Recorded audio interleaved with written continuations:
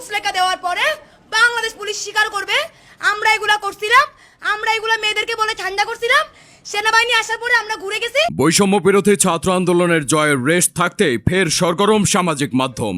একজন ধর্ষককে ঘিরে ঘটেছে ঘটনাটি। ওই ধর্ষককে নিজেদের হাতে তুলে দেওয়ার দাবিতে থানায় হট্টগোল করে ভাইরাল হয়েছেন ফারজানা সিথি নামে এক তরুণী। এরই মধ্যে ছড়িয়েছে ঘটনাটির ভিডিও।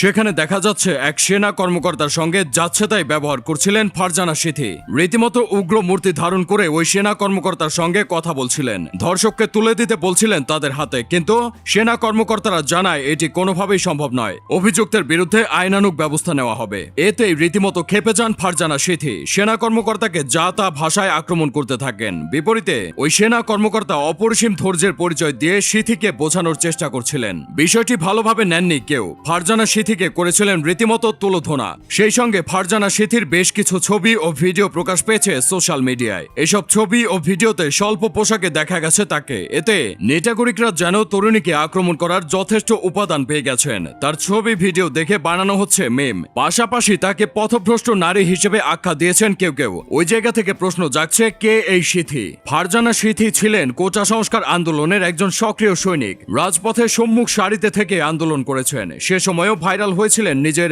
রুক্ষ ব্যবহারের কারণে। পুলিশ বাহিনীর ভয়ে যখন ছাত্রছাত্রীদের অনেকে ভীতু, সে সময় ইউনিফর্মধারীদের বন্দুকের সামনে বুক চিতিয়ে দাঁড়িয়েছিলেন সিথি। নিজের বাক্যবান দ্বারা প্রতিপক্ষ পুলিশকে করেছিলেন জর্জরিত। ঘটনা ভিডিওটি বেশ ভাইরাল হয়েছিল তখন। তার রুদ্র মূর্তি আন্দোলনকে বেশ গতি দিয়েছিল। আন্দোলনকারী সহ সাধারণ মানুষরা রীতিমতো কুইন বলে বাহবা দিচ্ছিলেন তাকে। সিথি কোন শিক্ষা প্রতিষ্ঠানের ছাত্রী সে সম্পর্কে কোনো তথ্য পাওয়া না গেলেও তার ফেসবুক অ্যাকাউন্ট থেকে জানা গেছে তিনি যশোরের মেয়ে। ব্রিটিশ কাউন্সিলে উইথ কানেক্টে কাজ করে থাকেন বলে জানা গেছে তার সোশ্যাল হ্যান্ডেল থেকেই।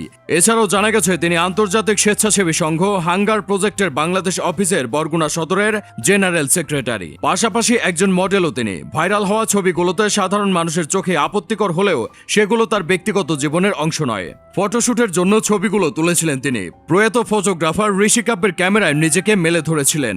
সেই ছবিগুলোই যেন এখন তার কাল হয়ে দাঁড়িয়েছে। ছবিগুলো দেখে সিথির পোশাক পরিচ্ছদ লাইফস্টাইল নিয়ে বিরূপ মন্তব্য করেছেন নেট মাধ্যমের লোকজনরা। পাশাপাশি তার আচরণের বিপরীতে সেনা কর্মকর্তার ধৈর্যশীলতা মুগ্ধ করেছেন মানুষজনকে। অন্যদিকে সিথির উগ্রতা দেখে অনেকে সমবেদনা জানিয়েছেন তার ভবিষ্যৎ স্বামীর জন্য। কারো মতে সিথি যার স্ত্রী হবেন তার লাইফের রীতিমতো 12টা বাজিয়ে দেবেন। এদিকে নিজের কীর্তিকলাপের জন্য ক্ষমা চেয়েছেন সিথি। ফেসবুকে দিয়েছেন একটি ভিডিও বার্তা। সেখানে ক্ষমা প্রার্থনার পাশাপাশি জানিয়েছেন সেনা কর্মকর্তার সঙ্গে দেখা হলেই ক্ষমা চেয়ে নেবেন। প্রয়োজনে তার বাসায় গিয়েও ক্ষমা ভিক্ষা চাইবেন। এ সময় নিজের পোশাক পরিচ্ছদ ও লাইফস্টাইল নিয়েও কথা বলেছেন কোচ আন্দোলনের এই সাহসী তরুণী।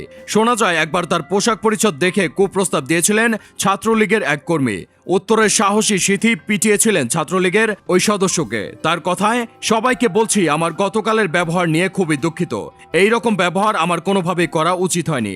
আমি বাংলাদেশের আর্মির কাছে খুবই দুঃখিত, কিন্তু সিচুয়েশন, টাইমিং এবং সেখানে যে কার্যকলাপ হতে যাচ্ছিল তার ব্যাপারে আমি সচেতন ছিলাম না। তবে ক্ষমা চেয়েও পার পাননি সিথি। মনের খুশি মতো নেটিজনরা কটাক্ষের তীর ছুড়ছেন তার দিকে।